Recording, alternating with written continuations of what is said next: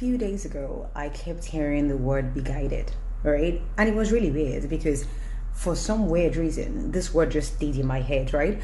I don't know if I saw it somewhere or I heard it somewhere, but that word just stayed with me. Like be guided, be guided. Everything I did, it was just there. It wasn't going away. So I started to search myself, like what could I be doing wrong? Like I always say, I'm my own biggest critic, right? So I started to search myself, like, am I doing something wrong? Am I going wrong somewhere in my life? I started to really search everything. And obviously, the only answer I could come up with, maybe my thoughts. I can't always vouch for my thoughts. I mean, come on. Do you understand? So, but I was thinking to myself, okay, I'll do better. I'll try to monitor my thoughts a bit better. Do you understand? Anyway, it didn't go away. So I literally had to pray about it. It was that bad.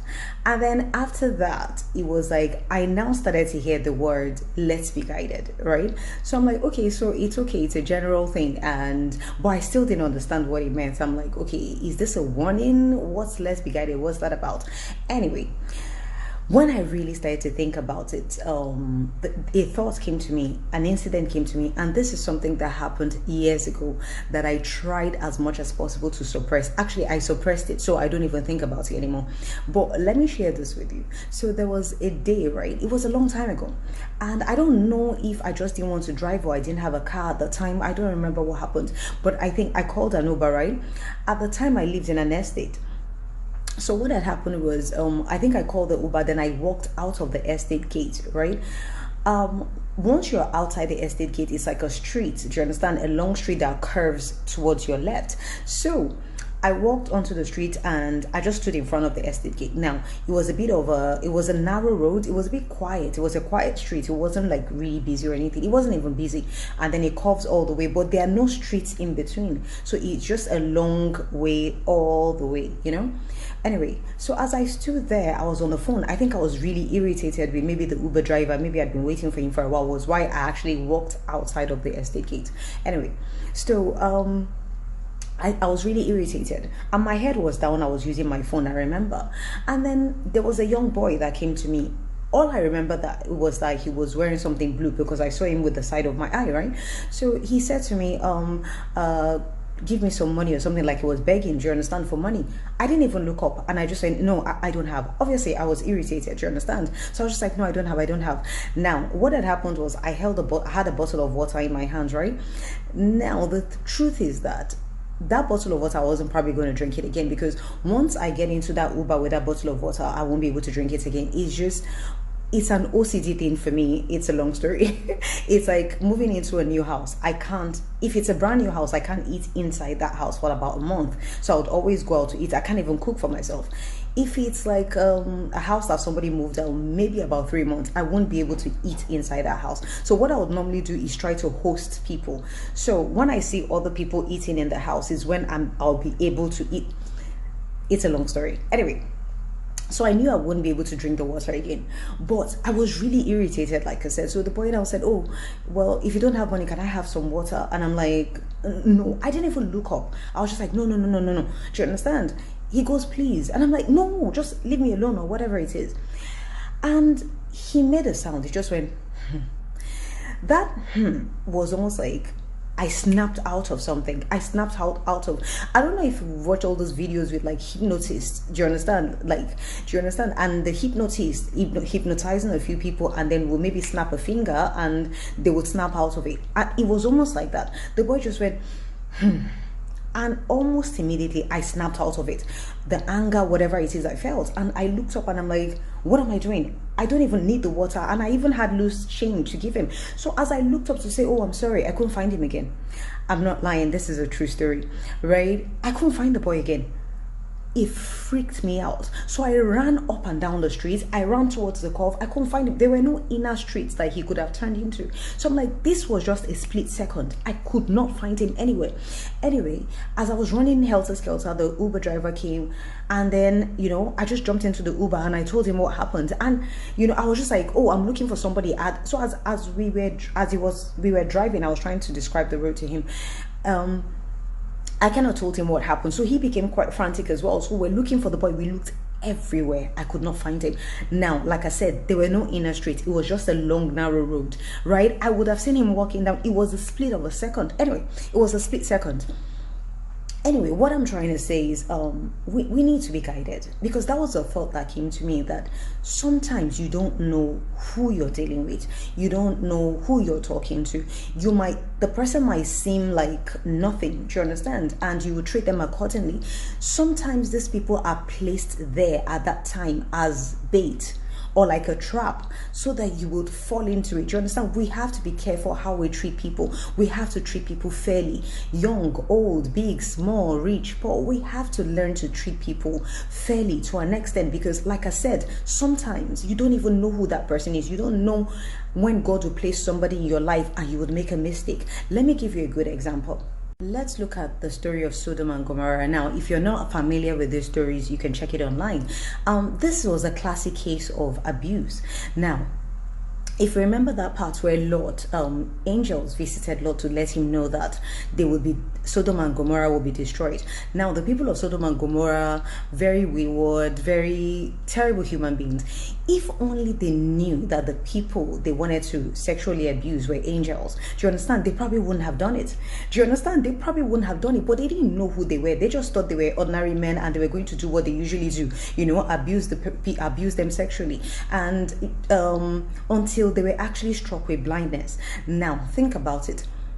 Physical blindness is tragic, but like I always say, things of God are things of the spirit. Now, being struck with spiritual blindness is actually way worse. At least if you're struck with physical blindness, people can aid, do you understand, you around. But spiritual blindness, these people became walking dead. They're like walking dead. Anyone that is spiritually blind is a walking dead, is like a zombie, because that person is just walking around with no insight, does not know what next, does not know. It's tragic. Like I said, if they knew they were trying to abuse, the people they were trying to abuse were angels, they probably wouldn't have done it till they were struck with blindness. And think about it, even after they were struck with blindness, they were wearing themselves out, still trying to look for the door. They were still at it, they were still going at it, which means it was deeper than physical blindness. It was actually spiritual blindness, because they did it to the extent that Sodom and Gomorrah itself was destroyed. Let's look at the story of David and Goliath, right? Goliath didn't know.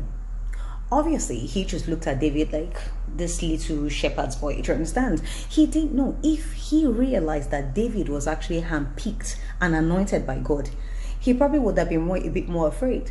But this is a giant. It's a classic case of victimization. This is a giant that had victimized Israelites for so long. Every day he would come out and taunt them like, okay, who can fight with me? And nobody wanted to fight with him. He was taller than everybody else. He wore like a big armor. He had a spear. He had this. He had that. Now, he was defeated. He was defeated because his pride and ego obviously would not let him realize that a little shepherd's boy could have defeated him. He was defeated by a little boy. Not with his armor that he was given by the king didn't even fit him, because King Saul gave David an armor. It didn't even fit him, so he removed it. This little boy had no spear, he had no gun, he had no whatever it is, he had no armor, no shield, nothing. He had a sling with 5 stones. Do you know what a sling is? You know what they call like a catapult, so that you pull back. And as he pulled it back, it hit Goliath right here, a giant, and he died. Like I said, classic case of victimization. If only he knew that the little boy he was making fun of, do you understand, was an anointed person of God, he probably would have been more mindful. Look at the story of King Nebuchadnezzar. Classic case of oppression. Now, if King Nebuchadnezzar had known that Israel, as the Jewish people, as a people, were handpicked by God, they are God's chosen people, he may have been more mindful, right? Or what do you think? He may have been more mindful. Now, this is a king that was referred to, he was nicknamed King of all kings, like he was like the greatest king of Babylon. This king abducted Jewish people, took them back to Babylon, indoctrinated them. God was silent. He threw Daniel in a lion's den. God was silent. He threw Shadrach, Meshach, and Abednego in a furnace of fire. God didn't say anything. Now, think about it. He got too big for his own shoes, right? And he decided that he was going to build a 90-foot statue, a gold statue, 90 foot tall, and I think I can't remember, 90 foot tall. He built a gold statue and he wanted everybody to worship that statue, and that was when God dealt with him. Now, how was it dealt with? He lost his mind. He went mad. He was insane for 7 years. You know what that means, right? It means everybody that has ever called him great, everybody that has never witnessed his greatness, also witnessed his downfall. Now, if he had gone insane for about 1, 2, 3 years, right? That's not too bad, right? Some people might have missed it, but he was insane and ate grass with like an animal for 7 years, which means everybody that's ever witnessed his greatness also witnessed his downfall. This is why we have to be careful. Sometimes we have power, sometimes we have clout, sometimes we have money, sometimes we have. It is not given to oppress people, because sometimes you don't know who you are oppressing. And lastly, let's look at the story of Judas Iscariot. Somehow I believe that Judas didn't really believe that Jesus was the Son of God. Otherwise, he wouldn't have done it.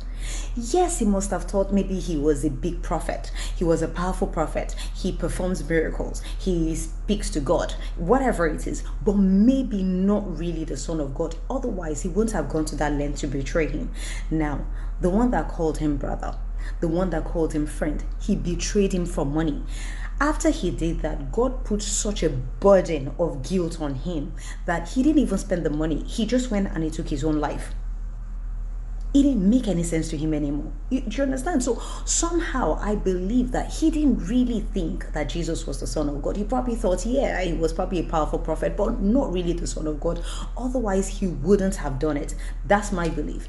Anyway, what I'm trying to say is, I don't know who needs to hear this, but we have to be mindful. We have to be careful with our words and our actions towards other people. Namaste.